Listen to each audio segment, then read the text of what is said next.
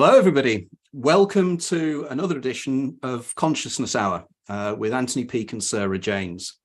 I know that when I turn around and I do the introductions at the start of the shows, I always say that I've really been looking forward to this show. And I genuinely do. I really enjoy chatting with the guests and everything. But I have to say that my excitement over today's guest is unbridled. It is somebody that I have such an admiration for. In so many ways. I've known about his work for decades. And the idea of actually talking to the great Dr. Melvin Morse has me almost in kind of fan zone. It's extraordinary. Now, many years ago, I was invited to do an event by the Scientific and Medical Network in Switzerland by a lady called Evelyn Elisa Valorano, who's been a previous guest of this show. And when I was chatting to Evelyn about various things, she turned around to me and she said, do you know, she said, your work and your specific work and the angle you're taking on near-death experiences, she said, there's only one writer that's similar to you and has already been doing a lot of the similar work to you, and it's Dr. Melvin Morse. And she said, you really need to be in contact with Melvin because your ideas are almost so similar. It's untrue. And today's guest is Dr. Melvin Morse, who contacted me right out of the blue around about a month ago. And it was like, I suppose it was the greatest experience since when I did a book launch in London a few years ago. And Dr. Andreas Mavromatis, the world expert on hypnagogic experiences, attended my talk. But this is an even greater experience than that. So without further ado, Melvin, I am so happy for you to be here. I know that we're going to scratch the surface, and we've already agreed that you'll be coming back in the next few weeks to do a full incon with Sarah and I. But for the start off, can you tell us a little bit what it was that, as a pediatrician, what it was that actually you became interested in near-death experiences? Because as far as I'm aware, you started off a very mechanistic and materialist reductionist in terms of the model. Absolutely. Yeah. But first, I have to tell you, Anthony, that I've read your book, and I absolutely agree with you that it's such a delight to read someone who thinks, has that same, really, it's not that surprising that, you have a very up-to-date scientific look at it. And it's surprising to me that everybody else doesn't. And I think that is one of my strengths in understanding near-death experiences, is that I came out of a very conventional, straightforward medical background. I trained at Johns Hopkins, so obviously we're not talking about, any kind of spiritual experiences there. Even family doctors are sort of suspect as excuse me, of being a little too touchy-feely in the Johns Hopkins world. I primarily did intensive care unit medicine. I had a private practice in pediatrics, but also worked for Airlift Northwest, which was a medical transport service. And I really had resuscitated, dozens and dozens and dozens of critically ill children. Frankly, most of them did not survive. So, it's a very mechanistic worldview that, when you die, you die. And certainly I'd seen plenty of it. And all this changed for me when we resuscitated a young girl named Crystal Merzlock in Pocatello, Idaho. And one benefit that I have is that as a critical care physician, and it's a patient that I've personally resuscitated, that I don't have to struggle with a lot of the, I think, the ambiguities that other people have. Is the patient really near death? Have they exaggerated, how critically ill the child is, or the patient is? Is the person making it up? All those kinds of things I don't have to worry about, because Crystal Merzlock was a young girl who was found in a community swimming pool and documented as being underwater for 20 minutes. So she was truly near death. She was profoundly comatose to a level that few patients survive. She had what we call a Glasgow coma score of 3, meaning that basically none of the essential reflexes having to do with sustaining life were present in her. And yet she did survive. I had had told her parents that I was certain that she was not going to survive, that they should prepare themselves. And they prayed at her bedside. They were deeply religious Mormons. And we thought that she would not live, but she did. She was transported after my team resuscitated her. She was transported down to Salt Lake City, and she woke up about 3 days later. We can, as you know, Anthony, we can keep anybody alive for an indefinite period of time. You can keep their heart beating and you mechanically breathe for them for an indefinite period of time. But what was remarkable for her is that she woke up into a full state of recovery and recovered in about 3 days. I just happened to see her, one of these coincidences. My mother always says that there's no coincidences. People that have near-death experiences love to say that sort of thing. And certainly in my case, it's true because I'm sure it's not a coincidence that I happened to see her in follow-up. I just happened to be working as in a community clinic in Pocatello, Idaho, sort of to supplement my income. And she happened to be there. Her private physician, happened to work in the same clinic. And she saw me in the hallway and she says, "Oh, there's the man that put a tube in my nose." And I looked at her and I said, "Oh, wow, Crystal, I'm sure you don't remember me, but I certainly remember you.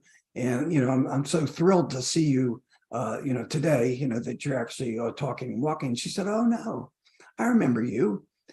And she described her entire resuscitation. And, as she described chance comments that the nurses made. She said, "I heard you talking on the phone saying, 'What am I supposed to do now?'" Which I was calling my supervising physicians back at Seattle Children's Hospital because, I didn't know what to do next. I was asking them for advice on her resuscitation. She said, "I saw you put me in a machine that looked like a big donut," which was her description of a CAT scanner. And then she said that she crawled down a tunnel that was lined with bricks, met a woman named Elizabeth, and went to a place that she felt was heaven.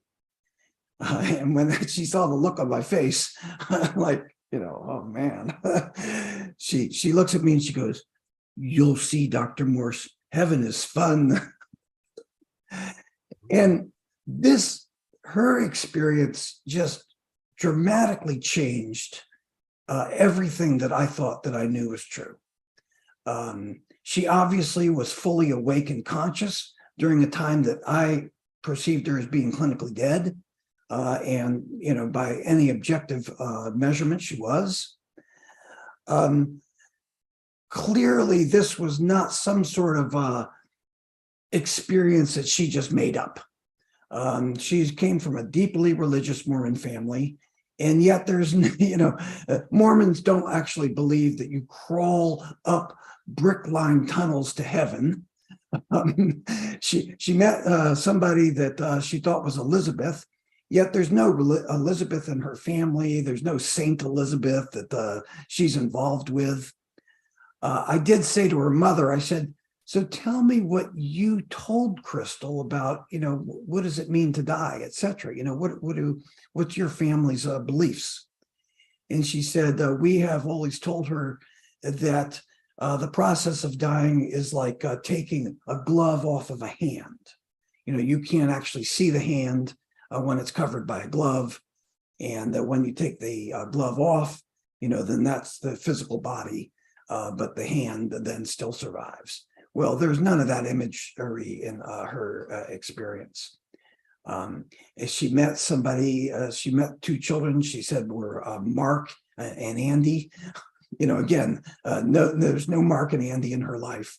So there are all these odd idiosyncratic features.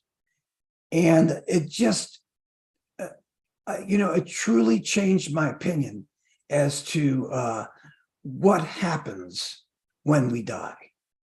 I had always just assumed that when we die, we die. That's just it.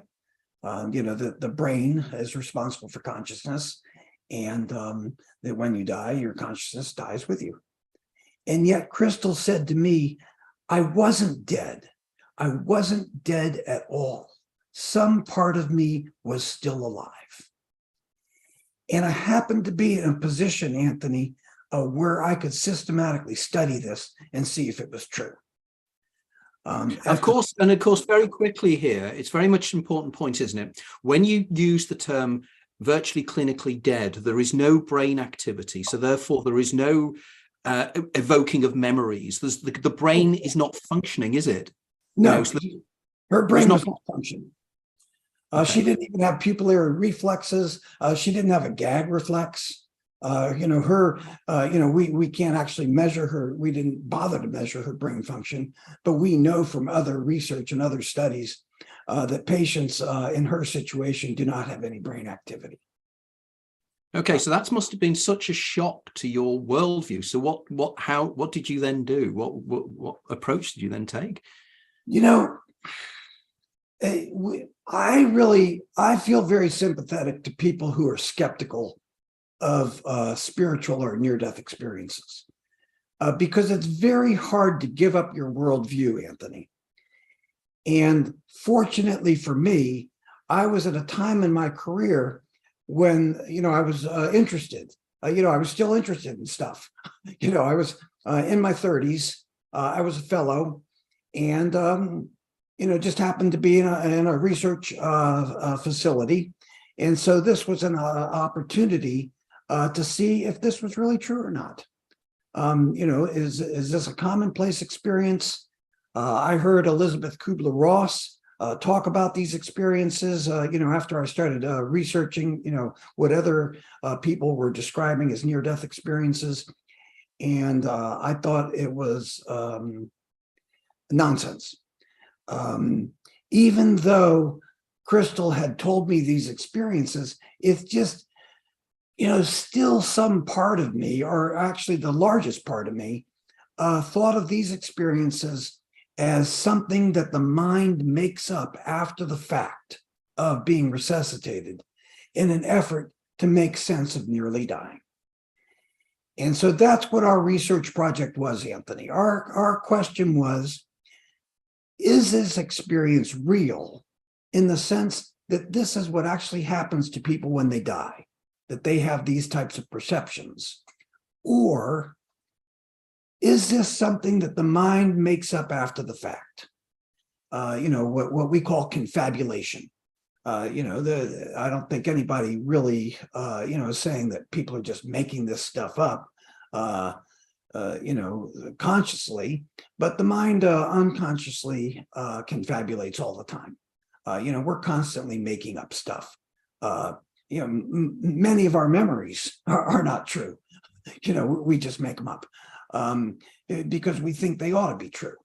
So that was in fact our research project. And I was, as a critical care physician, I worked with the head of the intensive care unit at Seattle Children's Hospital, a guy named Don Tyler. And he also, he was just astonished at what I had to share with him about what had happened in Pocatello, Idaho. And it's so conflicted with what we know as scientists is true. And, fortunately, I had done a number of other studies, And, I had worked with Don for so many years that, he was certain that what I was telling him was true. And I worked with the head of the Department of Neurology at Seattle Children's Hospital. And we decided that we would look at this issue by systematically studying every survivor of cardiac arrest at Seattle Children's Hospital over a 15-year period of time. And we would carefully compare those patients to similar control patients who had the same medications on board, who had the same lack of oxygen to their brain, who were also hospitalized in a scary intensive care unit. So they'd have every reason to confabulate and make up some sort of story about why they survived, who also thought that they were near death, whose parents thought that they were near death. And yet we as physicians knew that by and large, they had medical problems, which we did not expect them to die from, even though they were seriously ill. And we studied these, what was called a prospective study, meaning that we didn't accept, we didn't accept volunteers. People couldn't tell us about their experiences. Parents couldn't come to us and say, "Oh, our child had a near-death experience. We want to tell you about it." Instead, we went out and identified survivors of cardiac arrest. Really, with a couple of exceptions who didn't want to be part of the study. We identified every survivor of cardiac arrest. And we told the parents, we said, we're simply interested in understanding what it's like to survive a cardiac arrest and be in a scary intensive care unit. We didn't tip the hand by saying, we want to know whether you had some sort of spiritual experience. We want to know if your child went to heaven. Our study had a very bland title, the psychological sequelae of surviving cardiac arrest. And our results were astonishing to us. So astonishing that the head of the Department of Psychiatry at Seattle Children's Hospital initially did not believe them because he said, if children are really having these types of experiences, surviving cardiac arrest, why haven't we heard about it? And yet when we would interview these children, by and large, they would tell us have some sort of experience that they had, and most of the time did not tell anybody. Yeah, I asked one child. I said to her, so why didn't you tell your parents, about this experience? And she said, well, I didn't think you were supposed to be able to talk to God. But many of them didn't understand the significance of the experience themselves. Many of them just thought it was some sort of weird dream they had or something like that.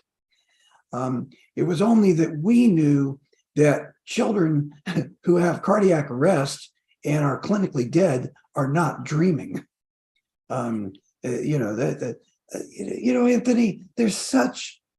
there is such unscientific thinking about the near-death experience, and yet so much science documents that they're real.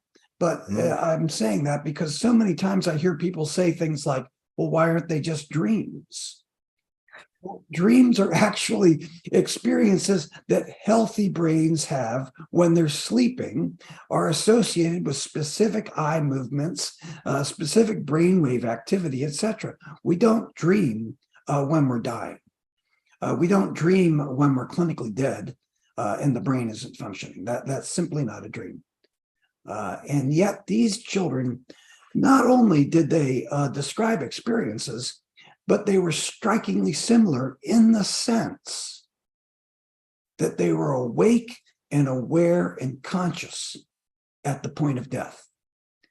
And other than that, their experiences were so odd and idiosyncratic and frankly bizarre that they clearly did not make these experiences up. They all had these sort of same odd components that our initial patient, Crystal Merzlock, had. I'll give you an example because I just love these they're not like adult stories. Adults, as I'm sure you know, Anthony, they'll write a whole book about their experience. It goes on for page after page, and they're by and large coherent stories, and they make sense, etc. The children's experiences didn't make any sort of sense at all. One little girl said to me that she didn't remember anything about being in the hospital. She didn't remember being taken to the hospital by ambulance. She had a cardiac arrest because she had a viral infection of her heart. We had to stick a needle in her heart to restart it. So that is near death by, we don't have to argue about whether that patient is truly near death or not. That's a procedure which rarely is successful. She didn't remember leaving the intensive care unit. She didn't remember anything until she got back home again, except at the moment that we knew she was clinically dead, that's when she has a memory. And her memory was, she said, I heard you asking the nurses for that crash cart thing, and I saw them running all around. And then I saw my grandmother, and she goes, I was just so shocked to see her. There's an 8-year-old girl, because her grandmother had previously died. She's like, I was so shocked to see her. And she said she was just sitting there. And she drew her sitting in a chair and surrounded by, clouds, in a white light. And then she says to me, and then I was back. So that's her whole experience. And I said to her, well, what do you mean you were back? And she said, that's what I'm trying to figure out. So this is obviously not a confabulation. This is obviously not a story that her mind is making up to explain, how she came to nearly die. I don't know if are you familiar with the term confabulation, Anthony? Yes. Yeah. Well, just for your listeners. Please explain for the listeners. Go on. For example, severe alcoholics often have memory holes. There are lots of things in their life they just can't remember. So if you ask them questions, the mind hates a memory gap. That's what's so striking about these children's experiences, because they're very comfortable with memory gaps. But by and large, when you ask people who have a memory gap, like you say to them, so what did you have for breakfast this morning? And we know full well they didn't have anything for breakfast this morning. They'll go on and they'll tell you all about their breakfast. They'll say, oh, yeah, I had the usual eggs and, the sausage that I love. And, they'll explain it in great detail. I worked with split brain patients who, have their brains surgically severed to treat seizure disorders. And these patients have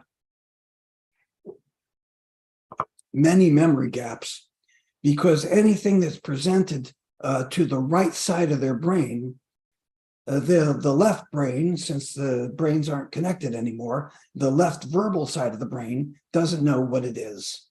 So, for example, when I was a medical student, we did these experiments. We would drip water on the part of their body that the right brain would, assess and interpret. And so the left brain, of course, doesn't know what's going on. And so you'd say to them, so what happened? Why is your hand all wet? And they'll say something like, the nurse spilled water on me this morning. I don't know why she did that.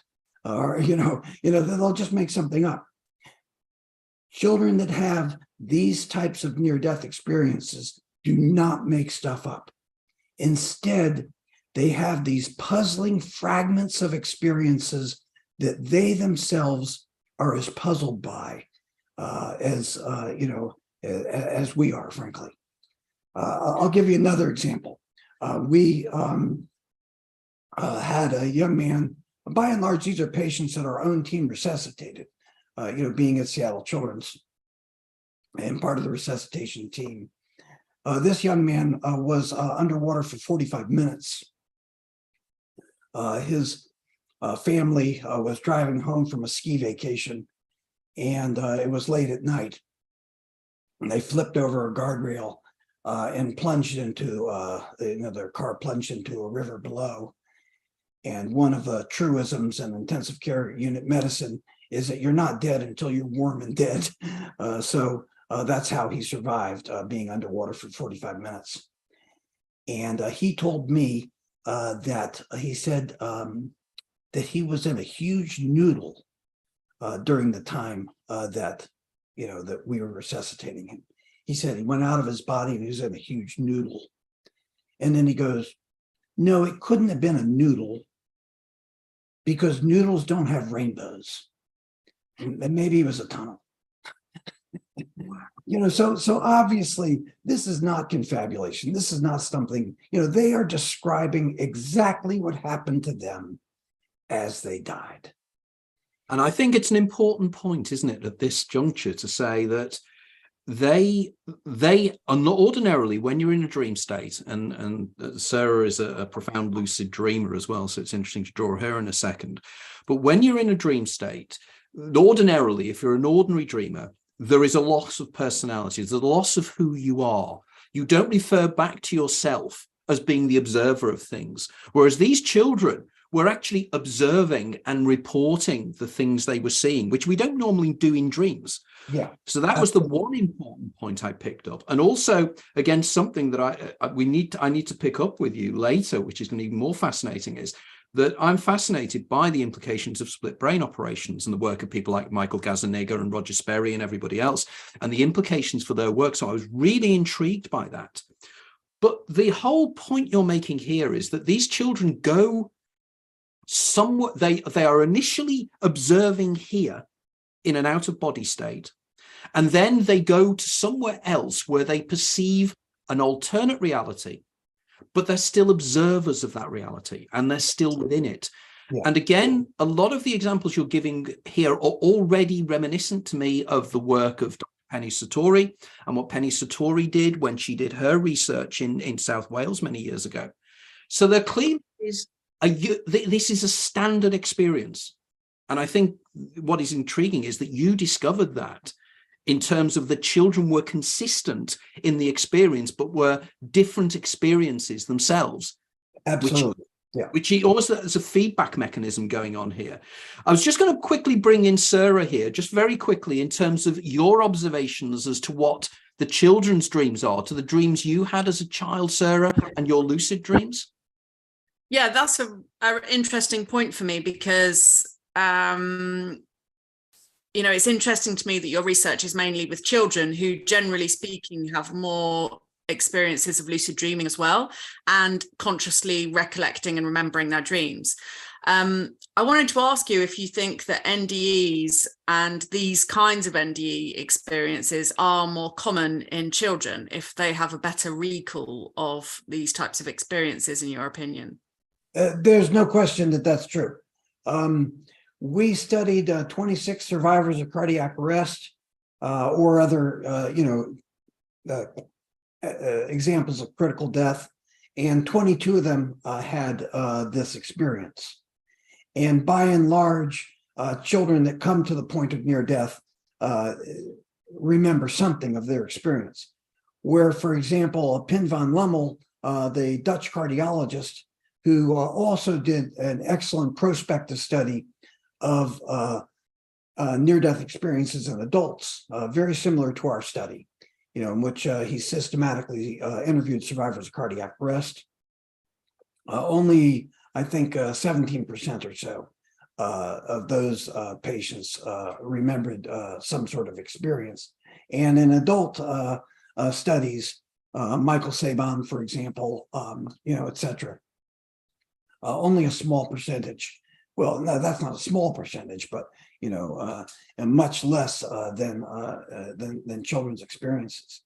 And I think that this is just an observation being in the field for 30 plus years. I think it's because adults tend to block these experiences out. Contrary to what I think people often assume that that we want to somehow invent this experience, for whatever reason. I think that adults are overwhelmed by the experience and tend to shut it out. And I say that only because I've talked to a number of adults who've told me that they haven't had a near-death experience after nearly dying. And yet after talking to them for a while, suddenly they will remember or realize that in fact they did have a near-death experience and they just didn't recognize it for what it was. That's a very important... Sorry, Sarah, go on. I was just going to say, I think there's implications there though as well, that children, and I know from having my own daughter that she just remembers and notices everything. I mean, the younger she was, the more she remembered everything. You have that pruning back of the kind of neural network, and I guess if experiences are happening. Yeah, very quickly coming in here, a previous guest after that, then perhaps you're less likely to remember those experiences. Well, Sarah, what I was going to say, that you were breaking up there slightly, but I was going to introduce here, because Melvin will not necessarily be aware of previous guests we've had on this show, but one previous guest that we regularly mention is Rebecca Sharrock, who experiences HSAM, which is highly superior autobiographical memory. And she remembers everything that's happened in her life. Now, clearly, if somebody like Rebecca had a near-death experience, she would remember so much of it, wouldn't she? And it's extraordinary. Whereas, as you rightly say, Melvin, we go into denial about it, yes. And that's why it was so important that the other writers have written about this in terms of how adults have experienced things. But children's experiences are so much more important because they're pure, aren't they? They're not making it up. There's no plan. They're not trying to show off as such. They are confused, Yeah, and they're right. They're very at ease with contradictions, with the odd, bizarre elements to it. They're very comfortable with saying that's what I'm trying to figure out, instead of thinking that they know, it's not fitting into some sort of pre-existing religious beliefs. Many times, I'll give you an example of how religious beliefs can change the experience. We interviewed a young man who he was digging one of these giant pits at the beach, and the walls of it collapsed and suffocated him. And he had a cardiac arrest, ultimately was resuscitated. He had the experience of being out of his physical body. He felt that he was somehow attached to his body because he sort of saw himself as he was being transported, in the ambulance to the hospital. And then he said that a wizard came to him and told him, "Struggle and you shall live." When we interviewed him later, this is the first time that he was interviewed as part of our study. When we followed up an interview several weeks later, he told us that it wasn't a wizard at all, but it was Jesus Christ. He said that he subsequently had realized, in talking with his parents, etc., that this was Jesus who had come to him. But initially, he saw a figure dressed in white that was, just shining. And, he's a, young man involved in Dungeons and Dragons and, these types of things. And so he said it was a wizard. And, I think that that's, a nice example of how, a child sees what they see and they describe it for what it is. But then later, it's kind of distorted to fit into pre-existing cultural beliefs This was a very religious family. They were. It was, conflicting and painful that their child did not see Jesus, as part of the near-death experience. This again is fascinating, isn't it? Because one of the things that fascinates me is I have a concept called the daemonadal and dyad. And one of the things that I try to explain in the daemonadal and dyad is that there is potentially the potential that the being of light that people experience in the moody traits is in fact the daemon, which is the higher self, which will project itself into consciousness with anything that makes the person feel at ease. So we have children who have experiences where they see Mickey Mouse, or they see living teachers that are school friends that are still alive. And this is crucially important because it means whatever the entity is, it is not what we think it is. And we interpret it as being Jesus, or we interpret it as being many things. But it's whatever it is, it's something that's trying to make us feel happier with the death scenario. And again, one of the things that whenever you were doing the descriptions before, all the time I was thinking, the only person I know as an adult that has described the really almost hallucinogenic kind of DMT-like dreams is somebody like Eben Alexander, where he describes where he's sitting on the wings of a huge butterfly and he meets a young girl on the butterfly and she has extraordinarily colored eyes. And he then subsequently, when he comes back, discovers from his parents that he had a sister who had died that he never knew about, who had extraordinary colored eyes.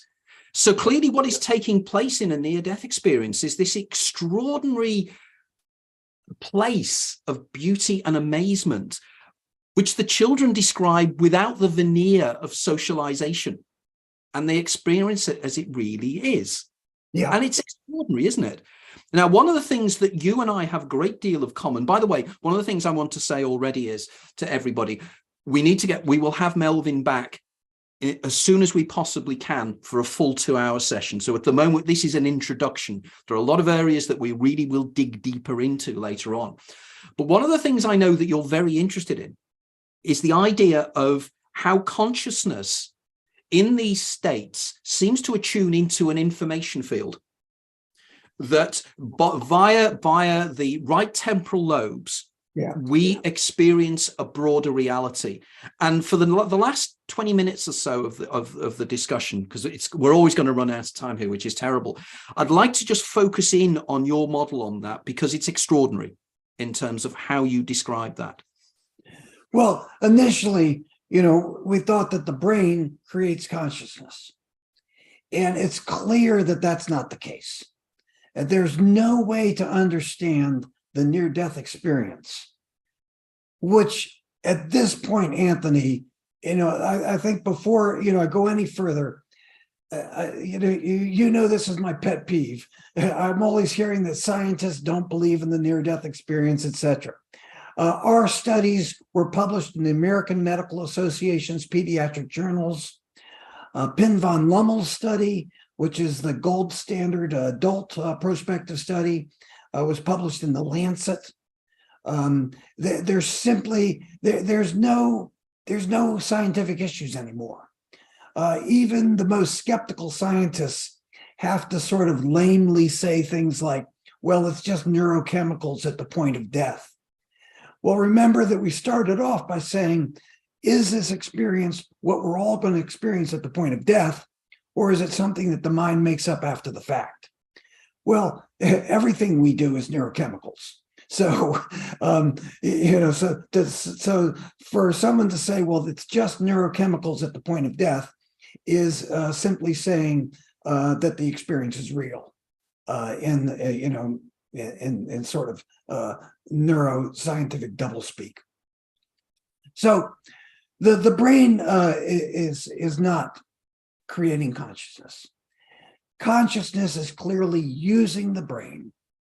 And so, there has to be some sort of interface between the brain and consciousness. And in my opinion, this is the right temporal lobe, which is an area in the brain. It's right here, deep within.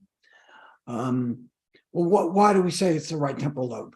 We have known for over 100 years that the right temporal lobe is associated with spiritual experiences and is associated on a deeper level, the hippocampus and other related structures, with memory.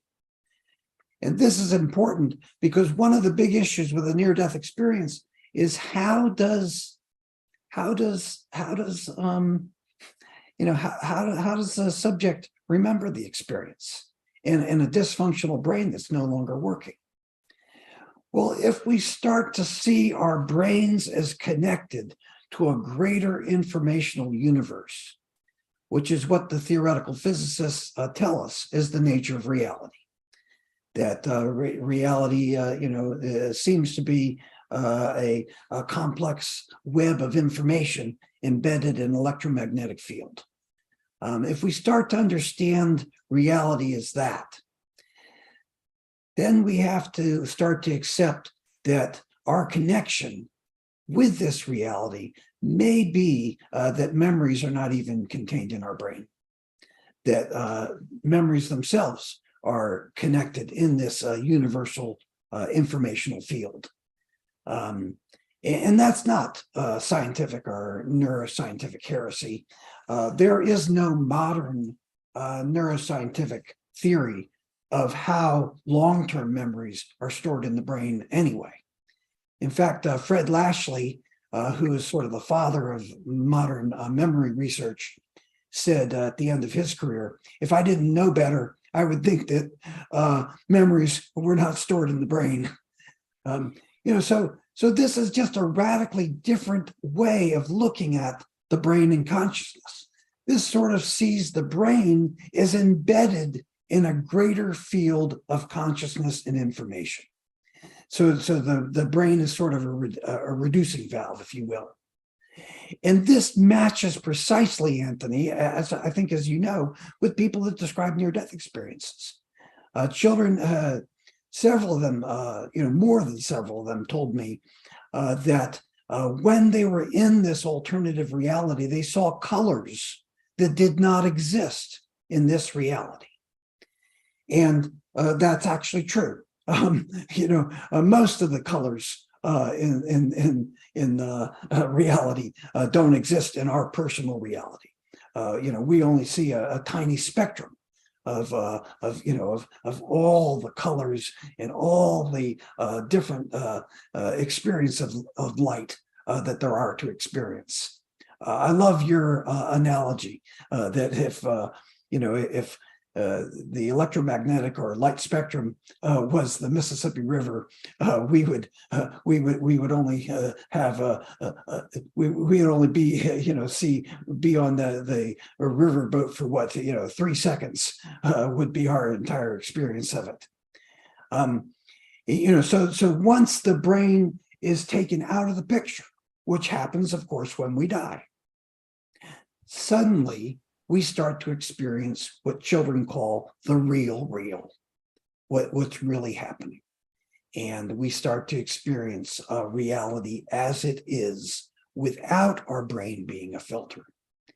And I think this is a more robust way of understanding consciousness in the brain. And I think it's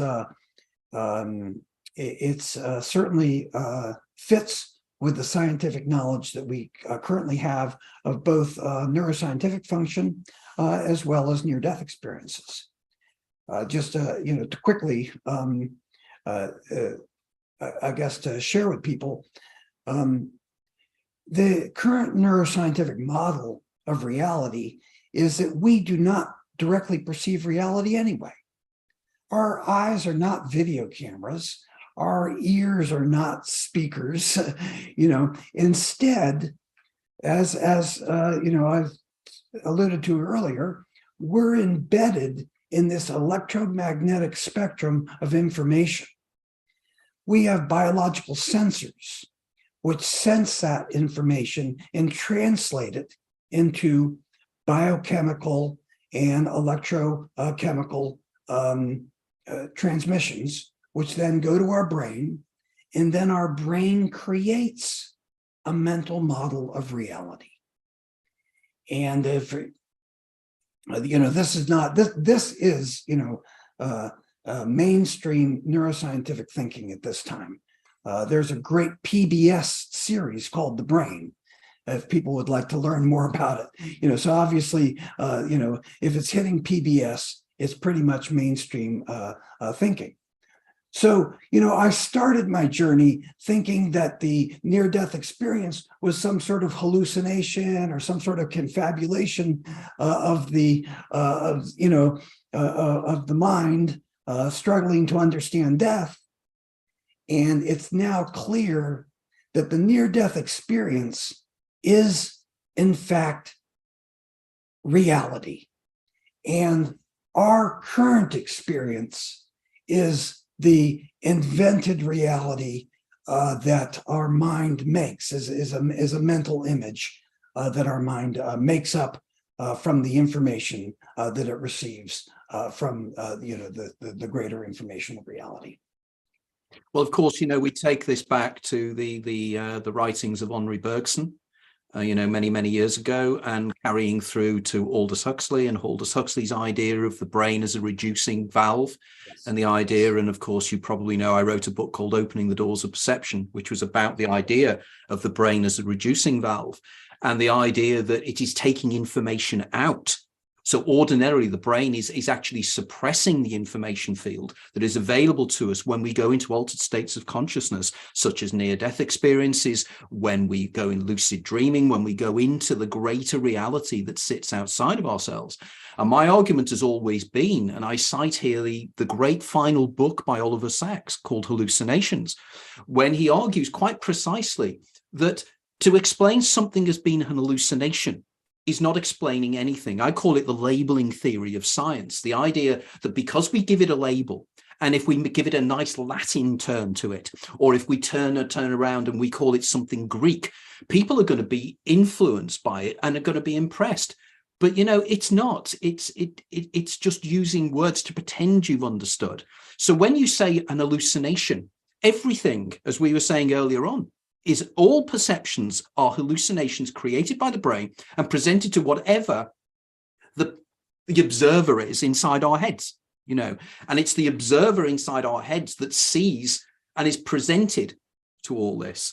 Now, the information field, we know from modern science, and in my latest book, I argue this, the idea that it's holographic in nature, it's informational in nature, it's mathematical in nature, and it's to do with black holes, and it's to do with information fields. So what happens when you go into an altered state of consciousness, such as near-death experience? You attune outwards. And, we don't know what hallucinations are, so it's not an explanation, it really isn't. And your work has been so profoundly important for this, because you're at the coal face, as it were. You were somebody that was seeing and having reported these children having these experiences, which then changed your mind. So you're not stuck in this kind of materialist reductionist model of science of 115, 120 years ago, prior to Max Planck and the discovery of quantum mechanics in 1900. And it's so important we start applying these things now.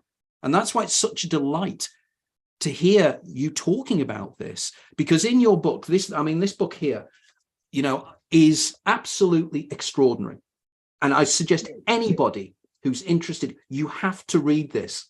You have to read it. It is incredible because it gives a whole picture of exactly, and it's also a mirror image of this writing I've been doing over the last 2 decades. So it's very, very similar. Now, what I think we need to do, and I need to ask the question now, in terms of how is your diary for the rest of this week? Have you got any spare time to continue this, or will you be busy? You do? Yes. Sarah, could you be free tomorrow afternoon, around this time, maybe an hour earlier? Oh, sure. Okay, because what we can do is if we could reconvene at 4 o'clock our time, which is an hour earlier than we started here, we could then do the full 2 hours and we could really dip into that. Sarah, will you be free for that? I think I'm going to Glastonbury tomorrow, so I don't think I'm going to be able to do a meeting. Don't worry, don't worry. We can probably continue anyway. So Melvin, if we can do that, I'll send you the link. We can really start drilling in much greater detail. This has been an overview of how Dr. Morse has got involved in the things he's doing. But we really need to now start digging in systematically into the model and the scientific evidence for it as well. Okay, Anthony, I've got to now start to return some of these compliments to you. Because you know that one of my enormous pet peeves is what I'm always hearing. Well, but doesn't science, scientists don't believe in near-death experiences, or don't believe that any of this. When you start to understand the science and the neuroscience and what is the current state of science in the 21st century, you start to understand that near-death experiences dovetail precisely with what is the current cutting edge of science. And you seem to really understand that. And it's far from science debunking spirituality, as we know, people such as Susan Blackmore, etc., profess to state or claim. In fact, when you understand science, you start to understand near-death experiences, and your books are brilliant at explaining that, because you truly understand what science is saying now, not the outdated science of the 19th century arguing with outdated philosophies, of the 17th century, which is what seems to pass for, the debate on near-death experiences, at least in recent times. And it's just refreshing to find that we're starting to discard all of that and move to a new understanding of both science and spirituality. Well, I suspect this is the start of something extraordinary, and Sarah and I have discussed this a long time. And if you look back on the people we've interviewed over the years, we're building up this group of thinkers that are really changing the world. And we've got a lot of young academics coming forward. They're doing fascinating research in terms, as I said, the guys that are doing the research at Imperial College in terms of DMT. We know a lot of people that are working on this now. And, there's the old idea that old science only dies when old scientists die. The ideas change. Yes. And of course, I'm always been long interested in, the theory of scientific revolutions, the Thomas Kuhn idea, that, the seeds of the next revolution are sitting within this one. And I have a term I use, I call it idiopathic science. It's the idea that there's a pretense that there is an understanding, and the pretense is there. And it's not, what people are not doing is looking at the overall picture.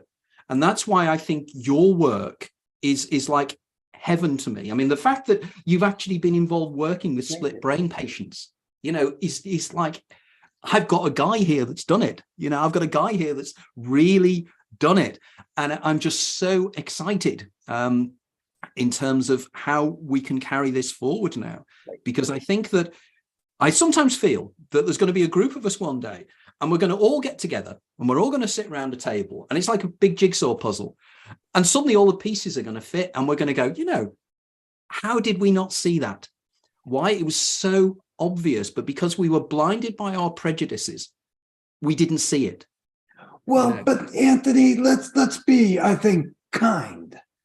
Remember that old scientists have mortgages, and old scientists have to send their children, to private schools, and old scientists, have families to support. And I think that, that's the heart of the issue right there. Young scientists are seeking their mark. Like I told you, I was fortunate that I came across Crystal Merslock at a time when, I was a young man and I was a fellow. And, and fortunately I had, my mentors were open-minded, but many are not, because they see this as jeopardizing their livelihood.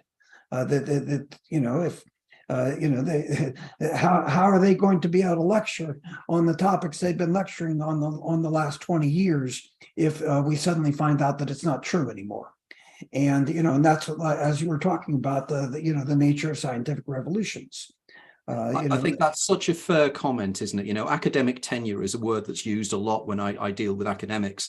And I always find, and Sarah and I were discussing this, I think it was Sarah and I, the idea, isn't it, that, you do an event and you do an event or a debate with your critics or with materialist reductionists or whatever. And I don't diss materialist reductionism. We wouldn't be communicating like this without the materialist reductionist scientific method. It does work. But it's always the idea, you meet them and you chat with them and everything else. And then you have a drink afterwards and you just wait for the moment where they say, I don't agree with any of your work, but this I could never explain. And even Susan Blackmore herself, has said, she had an out-of-body experience she couldn't explain, Anthony, you're talking about my life when I was a fellow at Seattle Children's Hospital and did this kind of research. And, Don Tyler and Jerry Milstein, I'm forever indebted to them. But there was many people there who did not believe this stuff during the light of day, and then would call me up at night and tell me, but by the way, now I suddenly understand why. When I was struggling with my son who was, plunging into Lake Washington and, in that case, unfortunately went ahead to die. And I had the experience of rising up out of my body with him. And the two of us, faced some sort of light together. And I realized that I couldn't go with my son. Now I understand what that is. And yet the same man during the day is saying, I don't know, this doesn't fit with anything that I was taught or that we teach. So you're absolutely right. Can I ask one question I really wanted to ask you, Melvin, is the sort of idea of memory. I'm very interested in this because I'm super interested in ancient perspectives on memory and the way that memory was perceived as an art and as a process of remembering divinity. And I wonder whether, children and perhaps those facing death in the near future are more also returning to that embedded experience of reality. So children perhaps remember these experiences because their connection to source or whatever you want to call it is more recent, and they've only recently split off and become an individual. And as we get older and we're about to die, we might be returning back to that matrix, that womb of consciousness. I've never thought of that before, but it rings true to me. I think that's brilliantly said. That maybe that's true. That when children are closer to the source, and the elderly are also closer to that source. And in the people in their 30s, 40s, and 50s, perhaps that's why they have a much harder time remembering their near-death experiences. That's an excellent point. And Sarah, thank you very much for bringing that up. Yeah, excellent. Right, okay, well, we're running out of the hour's time now. So very quickly at the end, if you can very much, Melvin, your website is wonderful as well. And the work you're doing with recidivists is just heartwarming. It's incredible, the things you are doing. So if you want to just let everybody know how they can contact you, your website and various other things, please let us know now. I really want to talk to people. So my website is melvinmorsemd.com. And you can email me through my website, and I love this kind of dialogue, and I love to hear people's stories, and I'm fortunate that at least at this time in my life I have the time to write you back. So come visit me at melvinmorsemd.com. I've got children's stories. I've got videotapes with them, check it out. Wonderful. Okay, well, what we'll do is we'll reconvene tomorrow at an hour earlier, and we'll go for a full 2 hours, and we'll really start digging into this topic. So guys, don't miss this if you want to really have a fascinating discussion. Dr. Morse has got so many things to talk about. As I say, we've scratched the surface. So all I can say is thank you very much, and thank you very much from the bottom of my heart for your work. You were so important. You have been one of the major people that have brought near-death experiences out there into the general world. And it must have been incredibly brave of you to do so, because you were taking that, you were putting your reputation on the line to do this. And that's real science, is looking at what is happening and trying to interpret it and trying to understand it. So Dr. Morse, thank you very much. And thank you very much for your time. Thank you so much. I'll talk with you tomorrow. I look forward to it. And Sarah, thank you very much for your time as always. And we'll speak tomorrow. And Sarah, I'll be seeing you in the next couple of days anyway. Okay.